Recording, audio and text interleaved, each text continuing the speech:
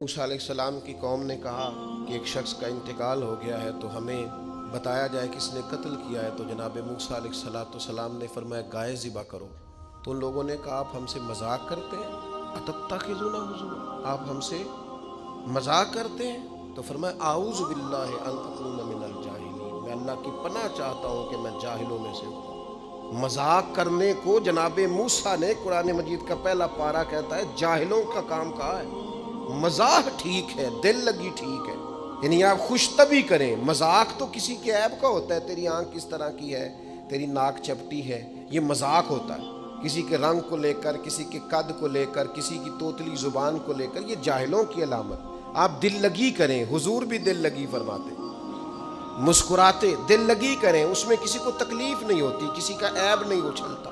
کوئی بات ایسی خوشی کی آپ اس پہ خوش ہو جائیں، لیکن آپ یہ جو رویے ہمارے ہاں پائے جاتے ہیں یہ مذاق ہے، اور مذاق شریعت میں جاہلوں کی علامت ہے۔ حضور فرماتے ہیں قیامت والے دن وہ لوگ جو لوگوں کا مذاق اڑاتے تھے، تکلیف دیتے تھے، قیامت والے دن ان کے ساتھ یہ معاملہ ہوگا کہ جنت کا دروازہ ان کے لیے کھولا جائے گا، پھر بند کر دیا جائے گا، پھر کھولا جائے گا، پھر بند کر دیا جائے گا، پھر کھولا جائے گا اور پھر دوبارہ۔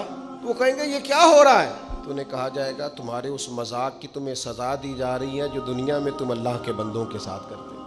تکلیف دیتے ہیں لوگ۔ یہ کچھ سال پہلے کی بات ہے، آپ کو پتہ ہے ہمارے یہاں اپریل فول بھی منایا جاتا ہے، جھوٹ بولنے کا دن۔ ایک صاحب تھے بیچارے ہارٹ پیشنٹ، یہ پنجاب کا ہی واقعہ ہے، تو ان کو فون کر دیا کہ تمہارا بھائی ایکسیڈنٹ میں فوت ہو گیا، کسی نے مذاق کیا۔ تو بیچارے ہارٹ پیشنٹ تھے، خبر سن کے ان کو پھر ہارٹ اٹیک ہوا، اللہ کو پیارے ہو، اور بعد میں پتہ چلا کہ کسی نے مذاق کیا، بھائی تو بالکل ٹھیک ٹھاک، آپ کے ایک مذاق نے کسی کی جان لے لی، گھر اجڑ گیا، عورت بیوہ ہو گئی، بچے یتیم ہو گئے، اور آپ مذاق کر رہے تھے، تکلیف دے رہے تھے، آپ آزمائش میں مبتلا کر رہے تھے۔ میں نے ایسے طلباء کو دیکھا ہے کالج میں، مدرسے میں، یونیورسٹی میں، اسکول میں، جو بیچارے کسی وجہ سے کمزور تھے، کوئی ایسا معاملہ تھا ان کا اتنا مذاق اڑایا گیا کہ وہ بیچارے تعلیم چھوڑ کے چلے گئے، گزارا نہیں ہو سکتا یہاں، ہر آدمی مذاق اڑا رہا، اور بعض لوگوں کی غربت کا مذاق اڑایا جاتا ہے، ان کو کھاتا ہوا دیکھ کے مذاق کرنا، ان کا لباس دیکھ کے مذاق کرنا،